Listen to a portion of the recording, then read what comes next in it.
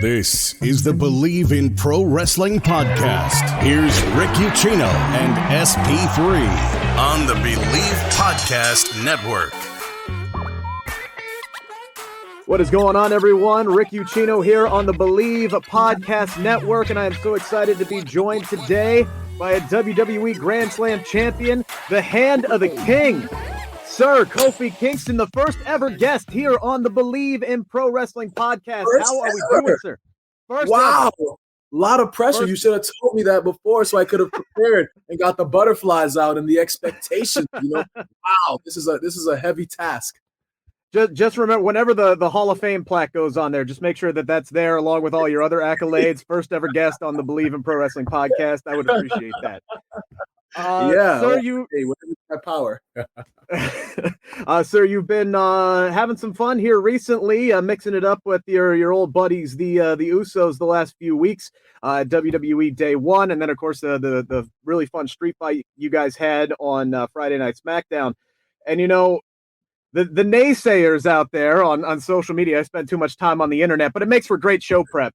Anytime it comes up, it's like, oh, the New Days and the Usos, they're sitting there going, oh, it's the New Day and the Usos again. But those same people at the end of those matches go, oh, damn, that was awesome, man. So it's like, what makes this rivalry with the Usos so damn special? Yeah, it's funny that you say that, man, because we laugh about that all the time because, I never heard so many people complain about like a guaranteed great match. You know what I'm saying? Like you go out there and complain, oh, I got to watch another great match. Well, I'm tired. Every match that we've had with the Usos, like we pride ourselves on, making it better than the last, and I always say this, and I don't mean to like compare myself to like the Dudleys and the Hardys and, and Edge and Christian, but with their latter matches, like that was the standard that they set, was to outdo themselves every single time. It's so easy working with the Usos, man. Like we have the same mentality, no matter where we are on the card. We seek to steal the show, as you saw on day 1. Like we're like, you will put us first? Okay, well, we're gonna try to set the table a little high. You're gonna need a booster seat to sit up there and eat. You know what I'm saying? So yeah, man, we just love going out there, and you're blessed when you have an opponent who you jive with, and we jive with the Usos so well on so many different levels, from conceptualizing how to construct the match all the way into the finish, and everybody has unique ways of just getting in there, and then our in-ring chemistry too is like just chef's kiss, you know what I'm saying? Top notch, and I hate to like toot my own horn, but like, we watch these matches back. I don't really like watching many of my matches back, but with the Usos, I always go out of my way to like watch it back because we just, again, take a lot of pride in being able to put together matches that are compelling time and time again. Knock on wood, maybe the next one will be a stinker. I don't know. When I said that, maybe the next one will be a stinker. Then people will have some grounds to complain about. But yeah, man, so just something else to complain about. That's exactly what you want to go out there. It's funny. It's all good though. Like you said, those matches you guys put together, they always end up being really, really good, and I do appreciate that about you guys. Losing side of the scoreboard this time on day 1, unfortunately for yourself and King Woods. And unfortunately, day 1 was a rough pay-per-view for every member of the New Day. Big E losing his WWE Championship in the way that he did. And he was very hard on himself in an interview that he did with Sports Illustrated this week, talking about his run and it ending so soon. Says he wanted to knock it out of the park, but he says he fell short of doing that. As a friend and as somebody who watched him do his thing over the 100 some odd days that he was WWE champion, how do you assess how he did at his first shot being the guy in WWE? I thought he did great. We're always the biggest critics of ourselves, and you go back to like criticisms and everything online, or people giving us feedback on matches. We've always taken pride in kind of holding ourselves to the highest standard. Like nobody is going to hold us to a higher standard than we hold ourselves to. So we expect nothing but the best of ourselves, myself, Woods, and E. Like that's just the way that we roll, So I wasn't surprised to see some of the things that he had said about the way things went. He gave what he felt was an honest look at his time but it makes him that much more hungrier, right? Like to do it again, and now you've gotten like that first shot out of the way, right? And you just there's something about like when I won the title, people were like, okay, so now that you won the title, now what? I'm like, how about another one? You know what I'm saying? Like you get Yeah.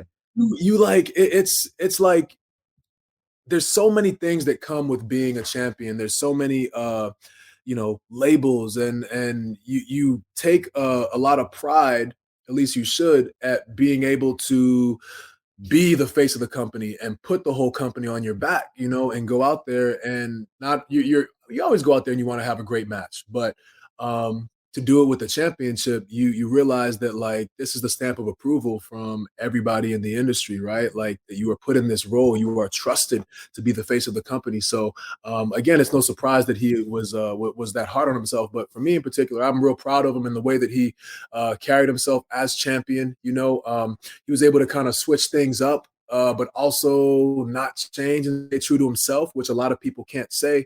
I feel like when he was in the ring, and this has always been the case, but he's always had the support of the people. You know what I'm saying? He's always able to go out there and entertain and do things that as a man that large, he should not physically be able to do, but he goes out there and showcases his athleticism every single time he touches the mic. He's able to move people and make people feel. And that's so, it's hard. It's a lot harder to do than you would think. There's a lot of people that can't at the level that he can. So I'm super proud of him for being able to fulfill that role, and for him to be able to again put the company on his back and be the face of the company, and to get that shot, to chase that shot. That's what he deserved, right? Like so. Definitely has my pride. And look, I mean, the guy was everywhere. You want to talk about being an ambassador for the company. Crushed it, absolutely knocked it out of the park. I mean, Big E was everywhere from Fox, game day to boxing matches to concerts and award shows and everything. And the guy was spectacular in that role. There were also a lot of parallels to how his run ended and how your run ended, namely, Brock Lesnar being the key component there. You saw the raw emotion on his face after the match ended. He talked about it was in that Sports Illustrated interview about how disappointing it is to lose that championship. How long did it take you to get over that loss and to your loss to Brock? And did you have any advice, for E in handling this situation? Yeah, I mean, I didn't necessarily have any advice. I mean, I would never tell someone like how to feel. You know what I'm saying? You feel how you feel. It makes you grow. If you feel a certain way. But for me in particular, I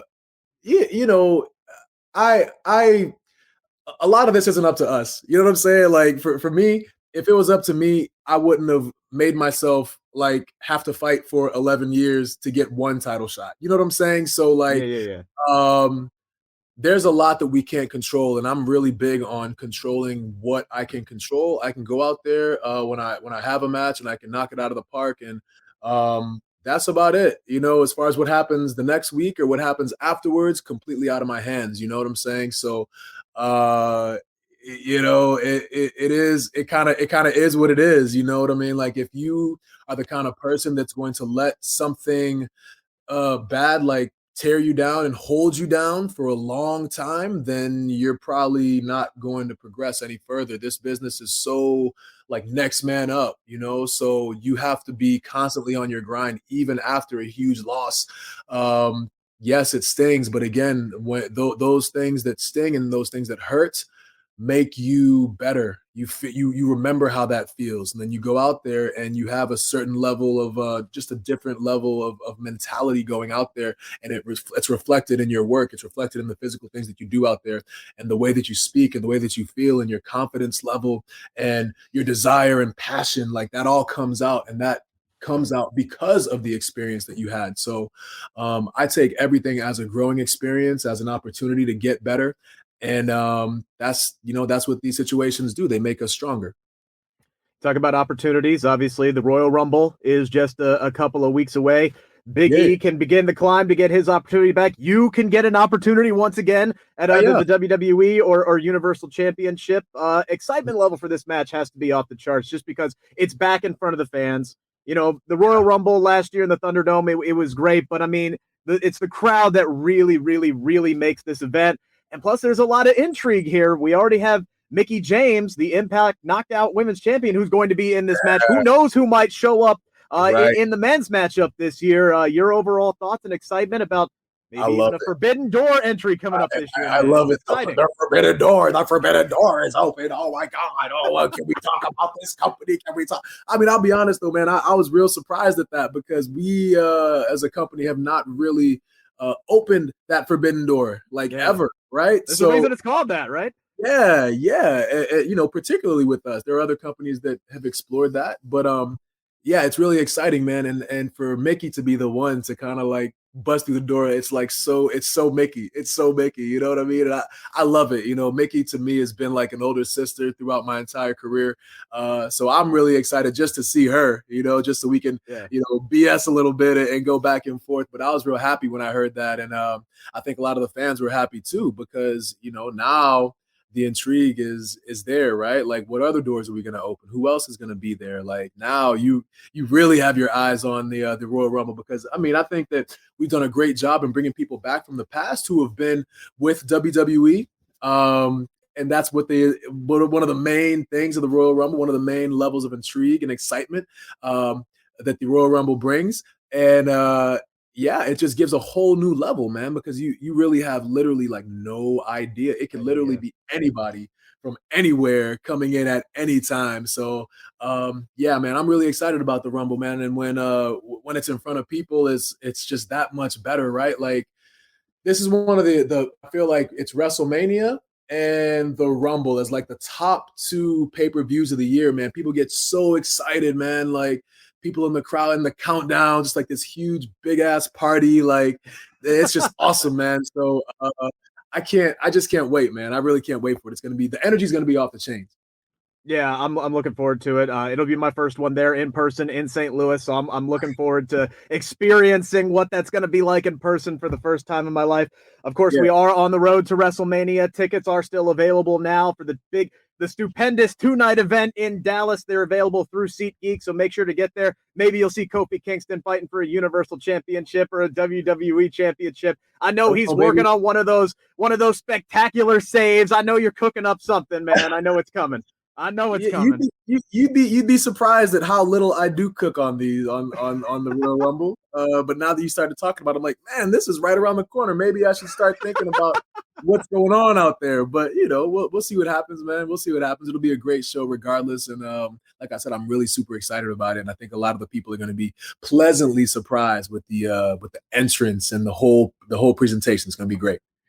All right, man. Well, I wish you luck. Good luck this weekend with your Patriots. I'm rooting for you until they have to play my Bengals, of course. Yeah, it'll be good, man. Hey, you talk about storylines in the NFL, boy, they got some good storylines going on right now. Young quarterbacks coming up, taking over, the new generation coming out. Mac Jones, Jamar Chase, Joe Burrow, you know what I'm saying? Trevor Lawrence, man, Trey Lance, you know what I'm saying? It's going to be great, man. I love. And how about the Colts? You know what I'm saying? How do you have the MVP and then you end up not making the playoff? Wow, dude, we would need another 15 minutes. We would need another 15 minutes to talk about it. But I guarantee you, the PR team's already screaming at me to shut up and move on because you got other stuff to do. I really appreciate your time, man. Take care, and we'll talk again soon. Man. Yeah, for sure, man. Thanks for having me on. The first guest. The first ever. I held up two hands saying peace, but I'm like, wait, I should have held up the one. But I'm like, oh no, the Usos are doing the ones now. Yeah, but I'm the first. Let me just get out of here, man. Let me just get out. All right, man. Take care, man. Take care.